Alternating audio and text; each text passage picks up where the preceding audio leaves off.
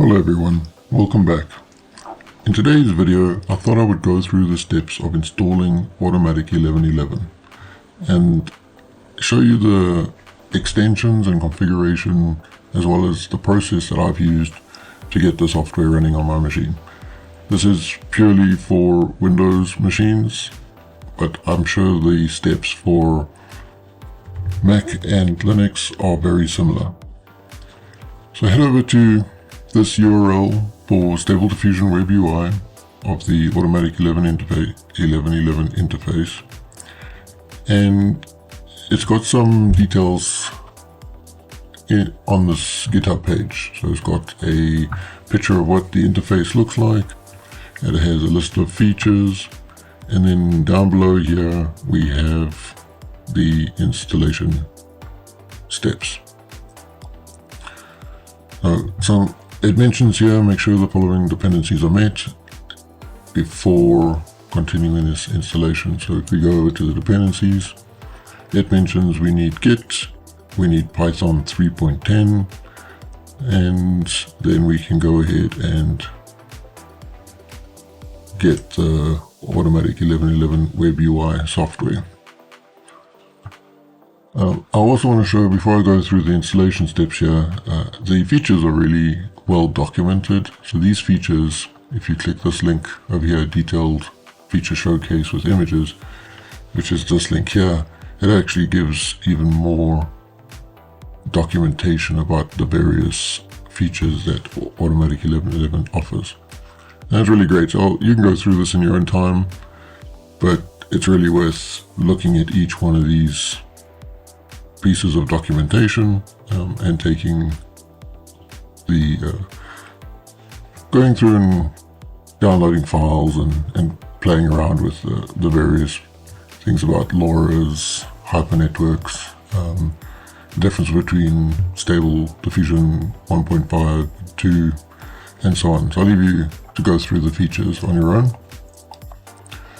So let's go and download Git. So this is the URL for Git, and you can download the 64-bit Git setup, and once that's installed, you will need to get that as part of your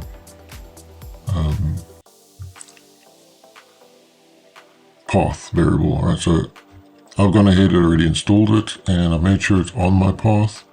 So if I, for example, went where is Git, it tells me this is where I have installed it, and the reason why it finds the Git exe is because it's on my path. Okay. So you might be asking, well, how does this get onto my path? Well, if you type in system properties advanced.exe, it brings up your system properties.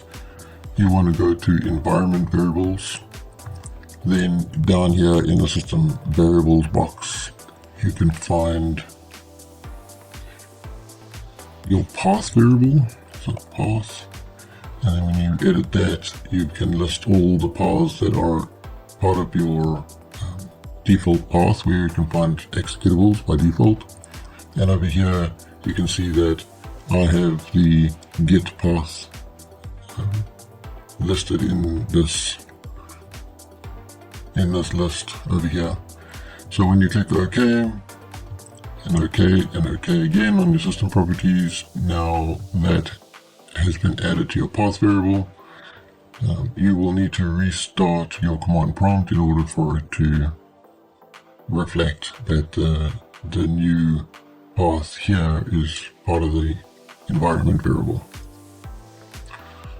Okay, so that is for Git. We got to do the same thing for Python. So if you go to Python, they recommend that you download the 3.10.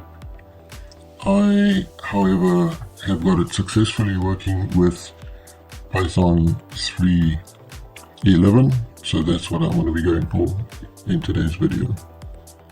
So if we find out where Python is, you can see the first one that it finds is my 3.11 Python, so that's the one it'll use. So when I say Python version, you can see that I'm using Python 3.11 5. Okay, and then lastly, I recommend that you also download ffmpeg and do the same thing. Add that to the path, and through your system properties, so I have ffmpeg 6.0 on my path, and to double check it's working, you can just type this in, and you can see that it prints out details about the ffmpeg installation. Alright, so we have our dependencies. We can go ahead and clone this repository. So if you click this drop down here, it gives you the URL. You can copy that URL,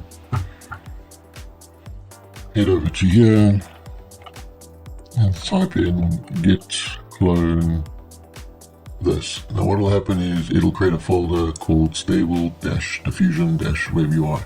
If you don't like that folder, you can give it a folder by itself, and it'll clone into that folder.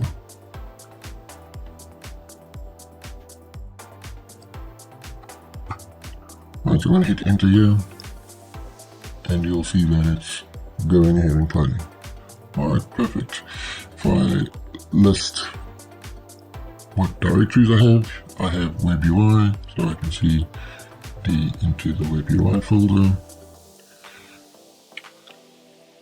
And over here I've got all the automatic 11.11 WebUI files. Before I actually run, I just find it easier that I set one thing up with Xformers and allow code execution. So to do that, I'm just going to edit the WebUI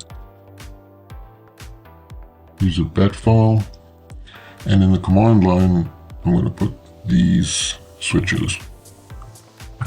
Skip the version check. I don't want to have a whole bunch of extra noise there. Allow code execution and make sure that Xformers are installed. This is just because I'm running a GPU that allows me to use this Xformers and speed things up. So go ahead, save that, close that down, and now we're ready to actually start the WebUI. Okay, we'll let that run.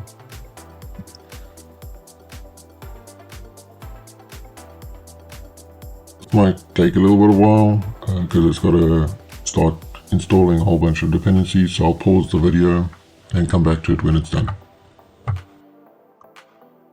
Okay, we are finally done. That does take a bit of time, and if you look here, it's gone through a whole bunch of steps, downloading and installing packages for Python, and also downloading our first checkpoint from Runway ML.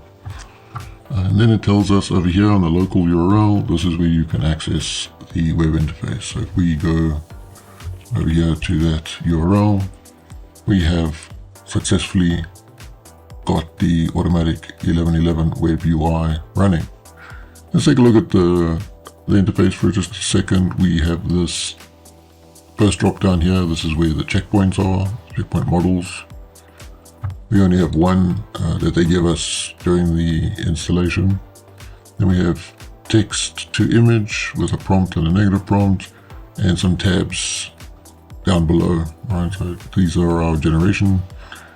We have some additional files we need to go and collect. So these are textual inversions, otherwise also known as embeddings, hypernetworks, the checkpoint model. So this card is what is in the drop down here, and then we have some LoRa's, and again we don't have any LoRa's yet, but I'll show you how to get each one of those.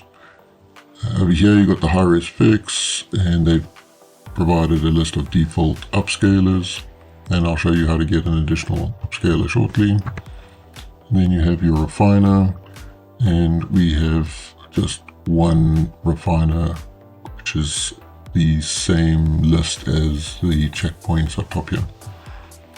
Alright, if I click on image to image, we've got similar We have some tabs again with the embeddings, hypernetworks, checkpoints, and LoRa's, but then specific tabs for the image-to-image setup.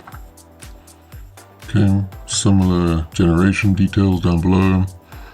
Alright, and then in the extras tab, you've got ways to upscale images, and if we install an extension here, we'll be able to remove some backgrounds. Okay, PNG info, this is where if you've already generated an image and you drag that previous generated image over here, it'll provide you the generation details here on the right. And I'll skip over checkpoint merger train, but then we got settings. This is where we'll provide some settings, and then the extensions. So if you click on the available tab and you load from URL, we can add additional extensions to automatic 1111. But we won't do that just yet. We're going to start by collecting some checkpoints. So I'm going to start with this real cartoon 3D. Okay, what you can do is choose the version you want, either a V8 or a V8 in painting, and there's some details about this checkpoint over here, how to use it. For example, it tells you that it's baked in with a VAE, that's a variable autoencoder, and it's got some additional settings that they recommend when you are generating your images. These are the recommended settings. Okay, so in this download button, you click download. In a moment, and we can go ahead and download. Okay, the file is about 2 gigabytes, so it's quite large, so make sure that you have disk space. If you're going to be downloading a lot of files, checkpoints, make sure you have at least 500 gigabytes of disk space for all of these checkpoints. Okay, so that's downloading. You want to know where it goes to download it. Right, if we go here in your pathway, you've checked out the source code under the WebUI folder. You have this models folder.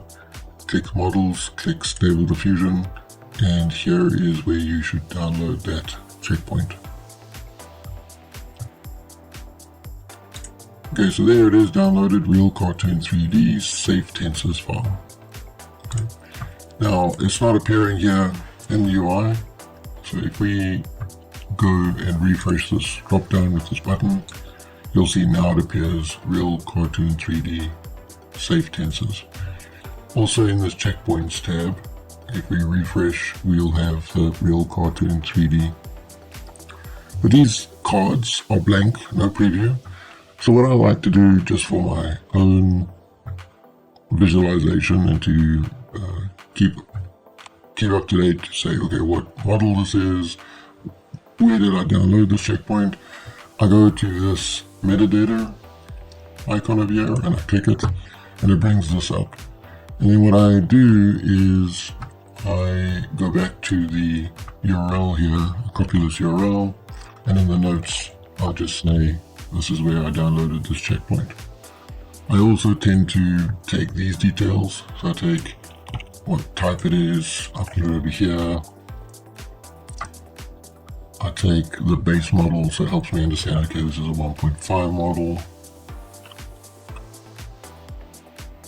And then usage tips are also good information, so I'll put the usage tips down here. And then I'll make sure that I'm adhering to any license requirements for this model, so I'll put the license there. So I have a bit of a description which appears in the card itself, and then I have some additional notes that I can refer to later.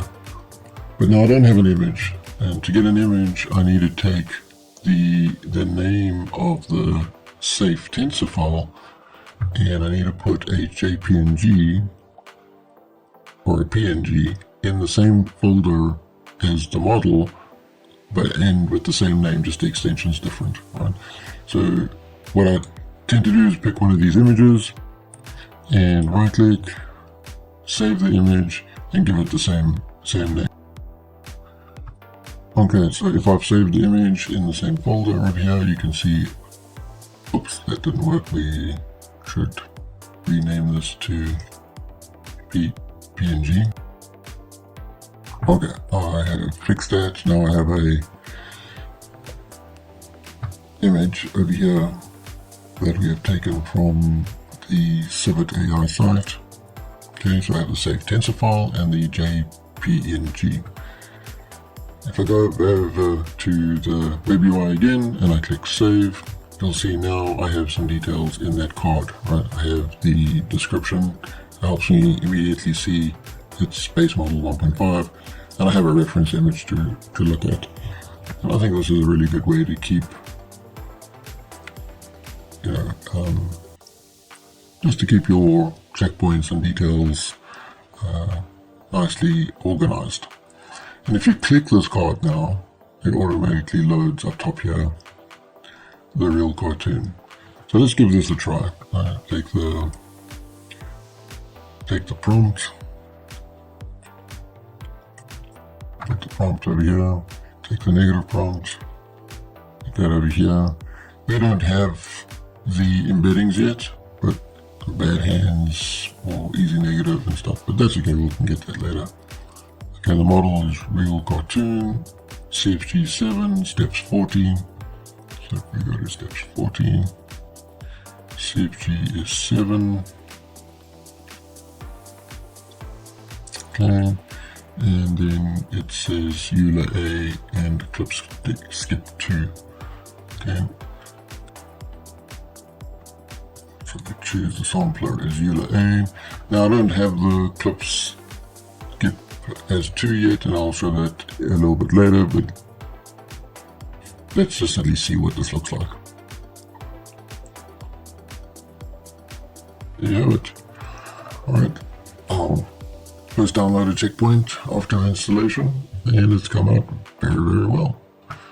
Okay, you can of course just adjust the width and height. So we could say keep the width as that and set the height to 768. Do this again. Okay. Alright. Very nice. Okay, so we have checkpoints, and I'm showing you how to get more checkpoints. Well, let's get a refiner. So if we, for example,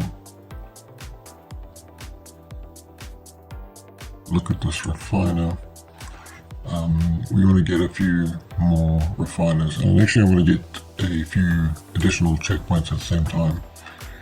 So over here, let's get this URL. If you go over to Hugging Face, this is where you can get some additional checkpoints. So this checkpoint over here, the safe tensor, where you would put into this folder. You would download the safe tensor for the 512 by 512 Stable-diffusion 2.0. So you would download that one.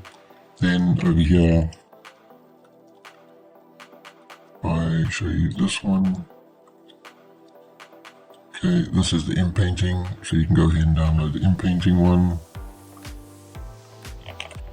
And another link over here, which all links I'll provide in the description below. Here's the 768 with the VAE encoded in it for the just a larger trained model to allow you to get images with higher resolution. Okay, so there's that one. You can go ahead, download. Then this is coming up is the 2.1 model. So you can download. I would recommend you take the safe tensor file. If you find that just alone the safe tensor is not working, download the YAML file as well and put it in the same folder as the safe tensor file. Okay. And then if you want an SDX model. This is where you'll get the SDX model. So you can download this file over here, which is 1.0.9, I guess. So you can download that safe tensors file. And then lastly, we would want to get a refiner. And this refiner is just for the SDXL models. Right, if you ever move to SDXL, this would be the XL refiner model. So go ahead, download those and put them into this model Stable-diffusion folder. Okay, those are downloaded and here they are, all in the model Stable-diffusion folder. You can go back here to the web UI, click refresh, and they will appear in the drop-down. Alright, let's go to some settings so that we can toggle a few sliders and some drop-downs that we weren't able to see before. Example was over here, we didn't have the clip skip. So let's go to the settings and head over to the user interface and find quick settings list. So this is the quick settings list. So let's add a few things. We already have the SD model checkpoint. That's the first drop down over here. We're going to add a few more configuration options to the right of that. So type in the SD_LoRa, and I know it's hard to see, but over here it brings us up. You want to just click that. And then you want the SD_VAE, so this is the one, you want to click that. Then you want to type in clip stop at last layers, select that, and then the initial noise multiplier, and click that. Alright, and then what you want to do is apply the settings and reload the UI.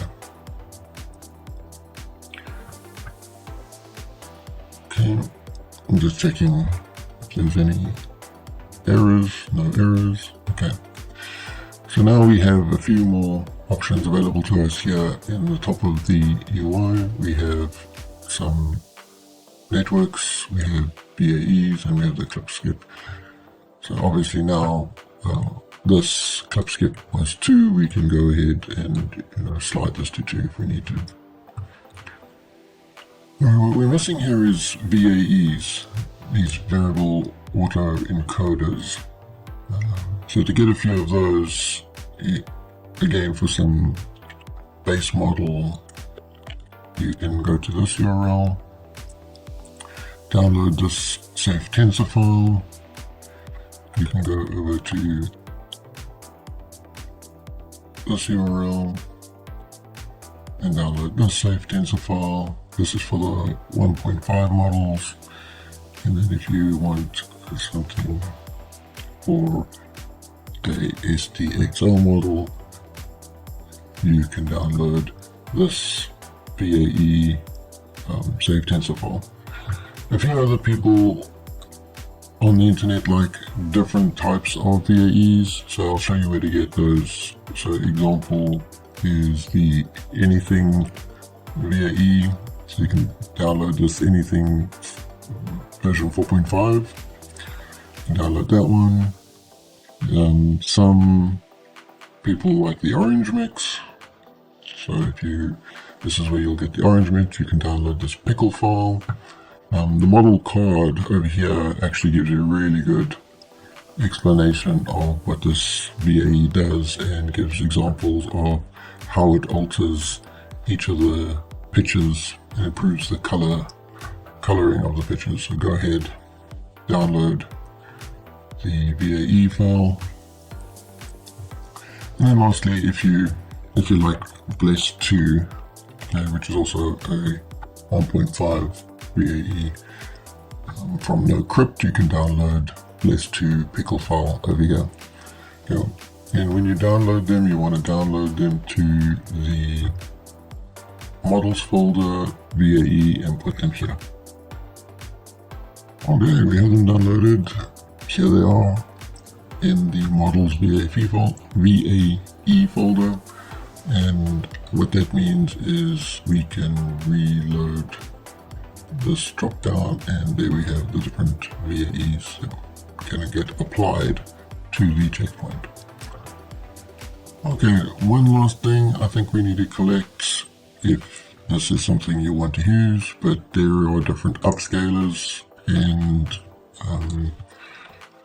one that's worked pretty well for me is the ultra sharp, or the 4x ultra sharp upscaler. So we head over to the Open Model DB, and you can download that PTH file from here. When you click the download link, it takes you to make a NZ, and this is the file that you want to download. So we click download, and you want to save that file into, let's have a look. You want to save it into the ESRGAN folder. This is where you want to save it. Okay, we have the file downloaded. If we go over to Automatic 1111 again, and there is no option to refresh this drop down. If we try to refresh the whole page and we click this, we still don't see it. So this requires a restart. Okay. So here on your command prompt, you can press Ctrl+C, and it tells you, okay, it's shut down. But don't worry about all these errors during shutdown. They're really not that important. Okay. If we start the program again, here you can see the arguments are passed in: skip, version check, allow code, and X transformers. Okay, so we have the UI loaded, and we expand the high-res fix upscaler, and now we have the 4x ultra sharp appearing in the drop down. So that required a full restart. Okay, we're about halfway there. From the setup perspective, the next step is extensions. Alright, so over here what I do is we head over to extensions. You can click this check for updates. Nothing typically appears for these. You do this once you have an actual extension installed. So click the available, load from URL. And what I want to do with extensions is install, shut down, restart, install, shut down, restart. And this just makes it cleaner for me to avoid any installation issues through each of the extensions. So the first extension I'm going to install is the aspect ratio selector. It's this one over here. So you click the install button. Okay. And now you can see over here in the install tab, it says it's installed. Okay, you can check for updates. It's the latest. And what you want to do is apply and restart. This is one option. Or you can go and fully shut down and restart.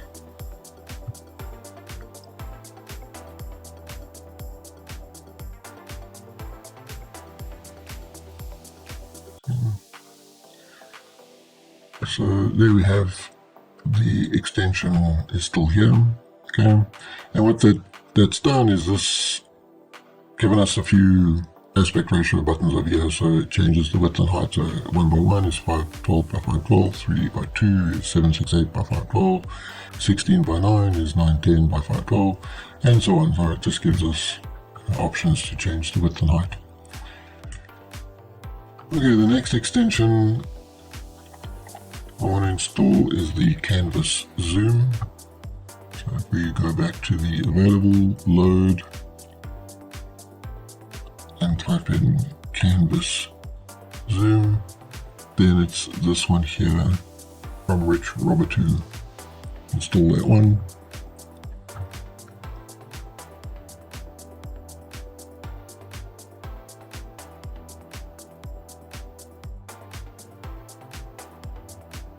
Okay, it is installed, and then again I'm just going to have some clean installation, so stop the program.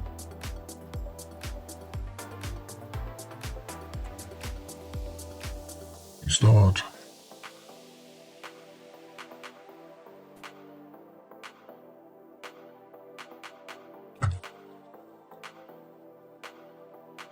Okay, the extension is there. We can check for updates. Should be the latest because we've just installed it. Okay, and then what that's given us here is if we drag an image in,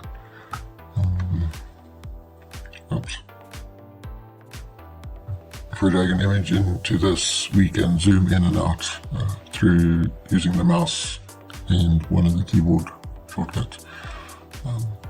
Alright, let's move on to the next extension. Okay, this one here, I want to have the text image 3D model. This is just my one that I like to play with. So I'm going to go ahead and install that. And double check it's from this URL. Yep, install.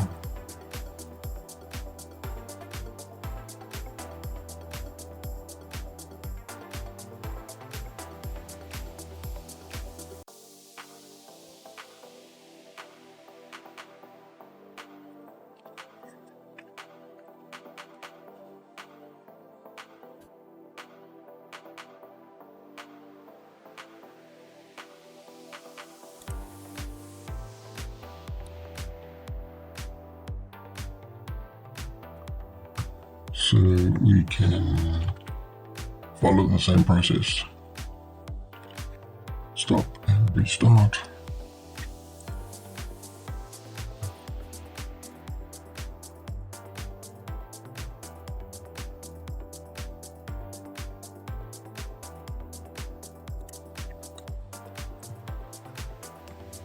Okay, so that gave us the new tab at the top here, text to image 3D model. Okay, so that's what this extension is doing.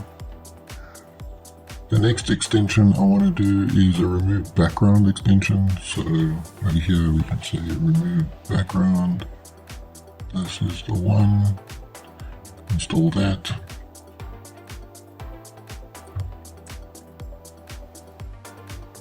Okay, it says it's installed.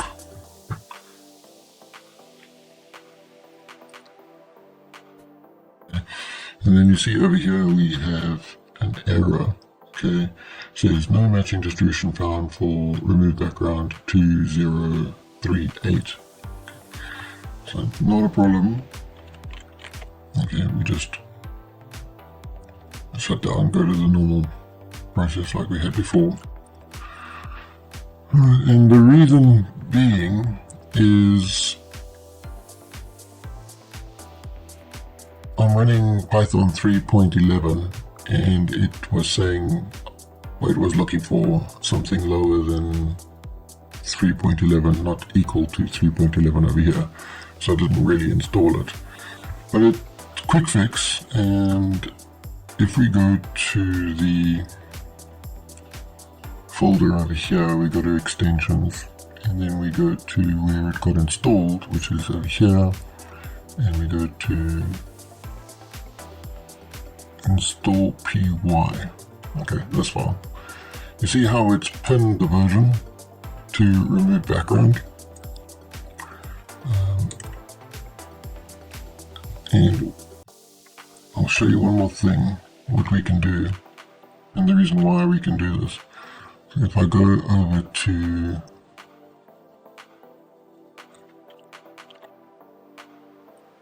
the extension itself, right? You can see here this has not been maintained for 5 months, but this is just the extension for the web UI. It's actually using a dependency over here.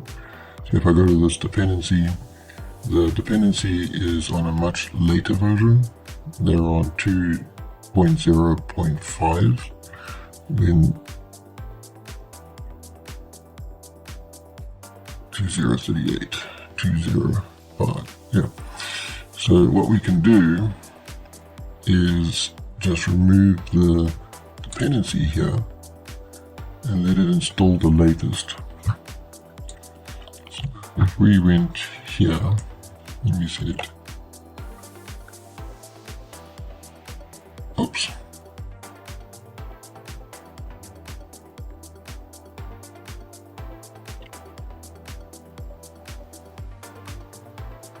We just remove this. We save that. Close. Okay, it's gone. Very good.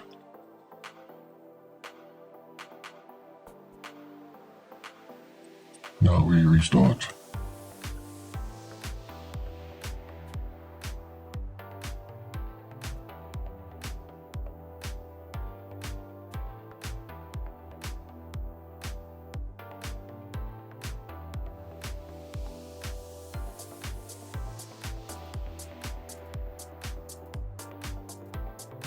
Okay, so there we go. See, installing, and then installing the rest of the other dependencies.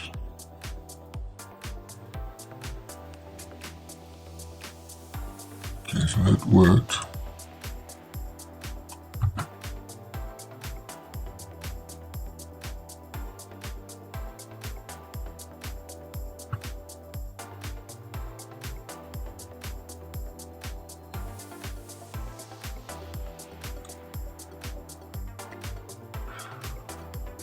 So what that did, after installing that extension, the remove background extension here on the extras, we now have this at the bottom, remove background, with various options to select for when how we want to remove the background. Okay, next extension is the after a detailer. Okay, so let's go ahead and install this one.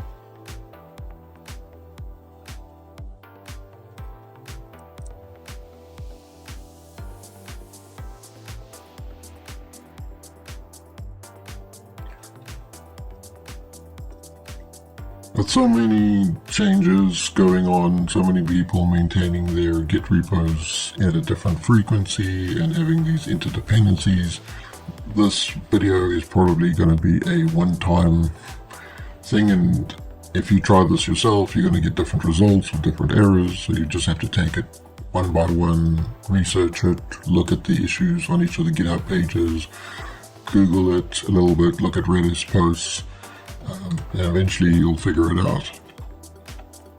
So I'm going to follow my option of stopping the program and restarting.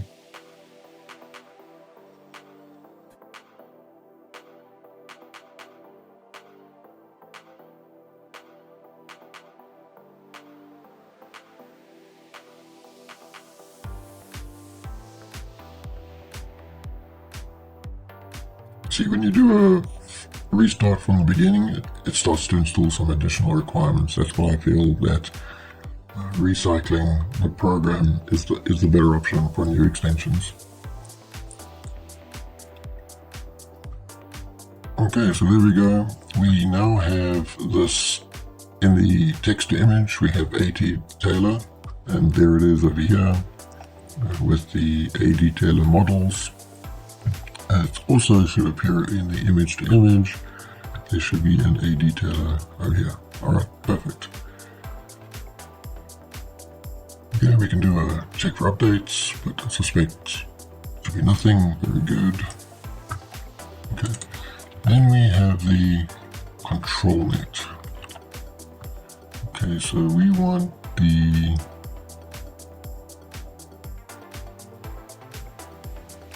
ControlNet over here, this one over here. So you can see it also has a lot of GitHub stars, 13,000 and something. So this is the one we want to install.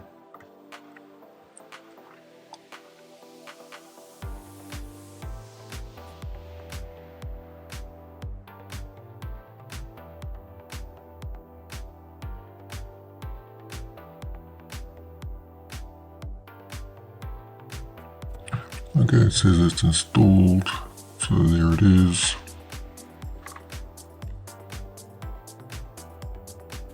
Okay, so let's close it down. Just I'll press Ctrl+C, don't close the tab. And now we restart. Finish the installation.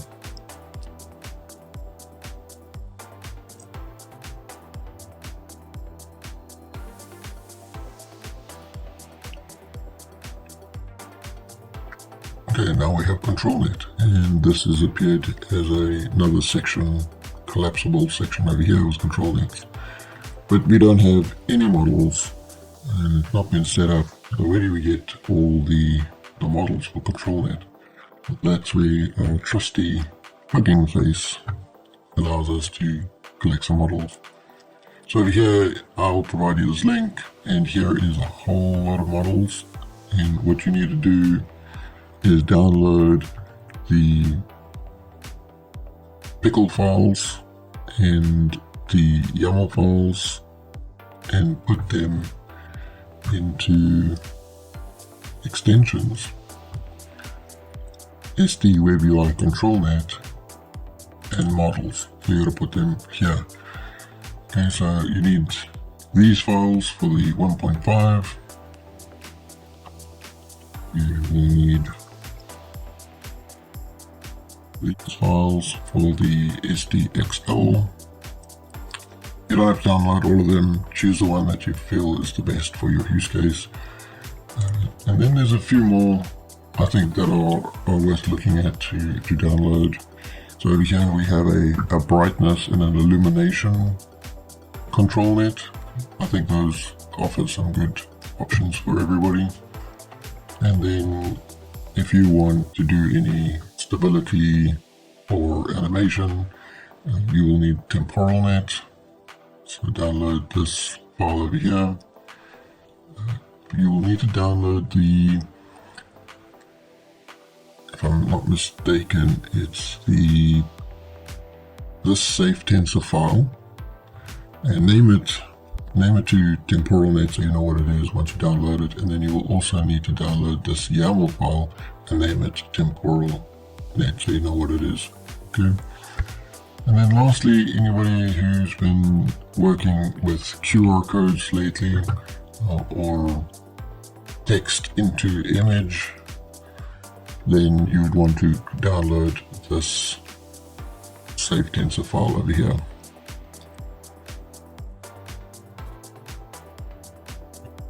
So go ahead and download all of those files. Okay, so now we have the ControlNet models downloaded, and they're in the extensions sd-webui-controlnet models folder. We can look into Stable-diffusion web UI, and we can see that clicking this refresh button that we have the models in the drop-down. Also, if you click any one of these radio buttons, if I click Canny, it tries to find the correct model and load it in the drop-down as well as the preprocessor. Alright, we have ControlNet ready. There's one last thing for ControlNet is if you use OpenPose, you sometimes want to use DW OpenPose full, and you might not have that in the drop-down. And interestingly enough, it looks like for some reason I have it in the drop-down, but the way to get that running is you go to this DW pose URL. Okay, it has a lot of details about what DW pose is, and if you want to install this, you would go to the extensions me double check here, there is no, okay, so that's fine. It's not in the extension. So what we do here is we install from URL, we paste in the dwpos URL and we say install.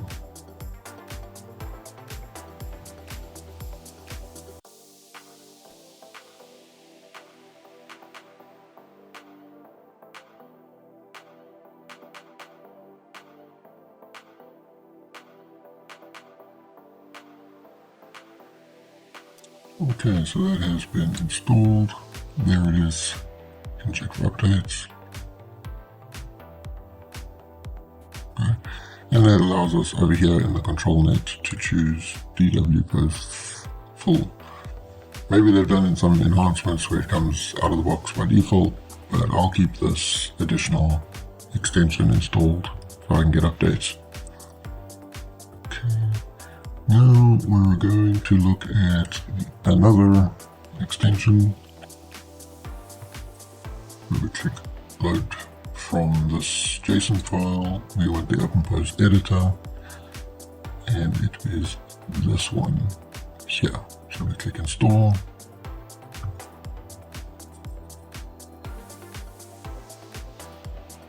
Okay, so that has been installed. Very good. So let's complete the installation by Control-C, restart.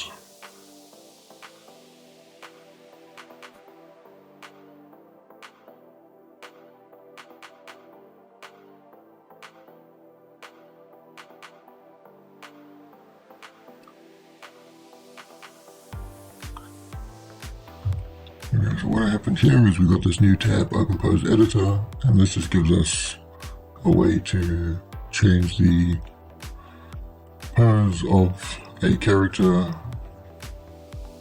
and then send that either to the text to image, ControlNet, or image to image.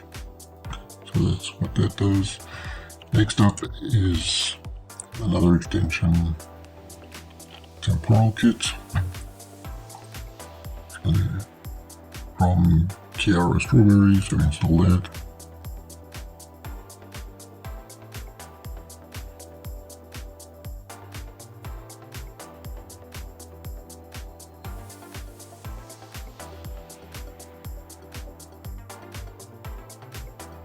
Okay, so it says it is installed, but I want to be safe. Control-C.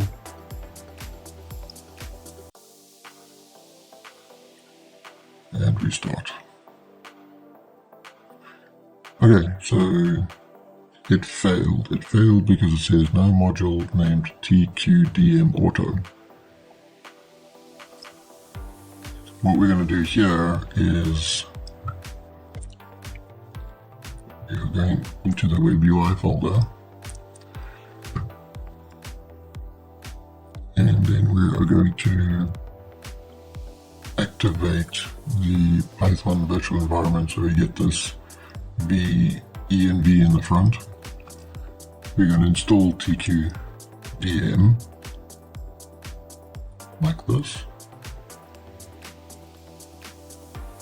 There's it successfully installed again. I'm not going to worry too much about conflicts between dependencies, and I'm going to assume that that's really going to work. And then to get out of the virtual environment, you just type in the deactivate and you're back to normal here. So again, let's start.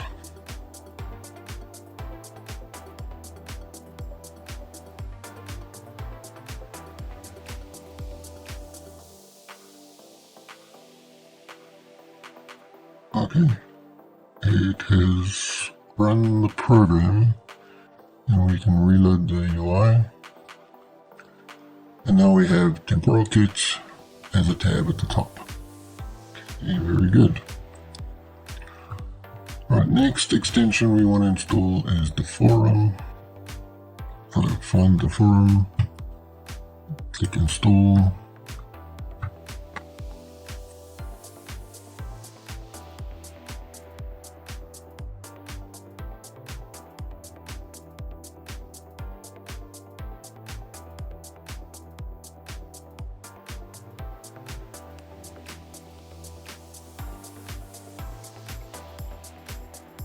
Okay, Control C.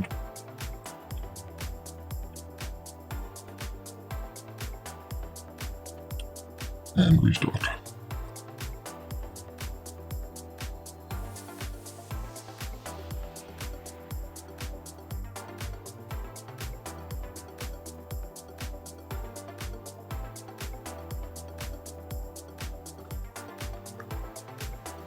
Okay, we can reload the WebUI. And now we have the deform tab. Alright, everything's going pretty well so far. Next extension is the infinite zoom. Click install. Wait for that. Okay, that was really quick. I'm gonna just go ahead and do another one. Take a risk. So SAD Talker, I want to install this one. Click install.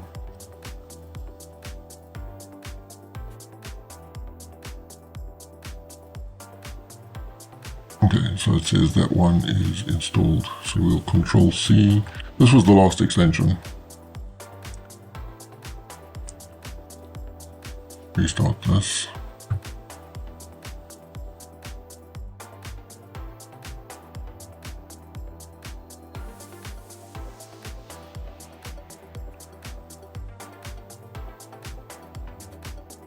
Just going through the installation for SAD Talker now.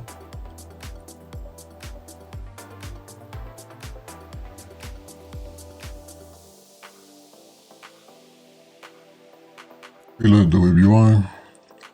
Now we have the infinite zoom tab, which is really good, and then we have the SAD Talker tab. Okay. Alright, we've installed all the extensions. We have our automatic 1111 ready. There's just one last thing to complete the entire setup is to go now to settings and set up a few things that you perhaps want to do yourself. So I'll go to ControlNet, over here, and you can see that just multi-ControlNet units set to 3. I set this cache to 3 as well. I say in the ControlNet allow other scripts to control this extension. So this is if you're in the text to image or image to image and you are looking at this scripts, these scripts allow to control the ControlNet extension. And you can go ahead and check a few other things if you want, whatever best suits you. For example, do not append the tech map to output. You can have that on. You can have allow auto saving of the tech map. You can have that on. And let's see what else. The last thing, I think on the deform side, I already have FFmpeg and I want to control it outside of the environment, so I'm going to just set mine here. Okay, oh, there's one last thing, image to image. So let's go to image to image, and okay, the extra noise multiplier, this is good.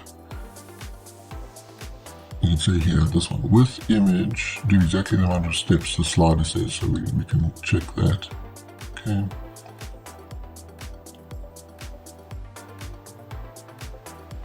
Say apply settings and reload UI.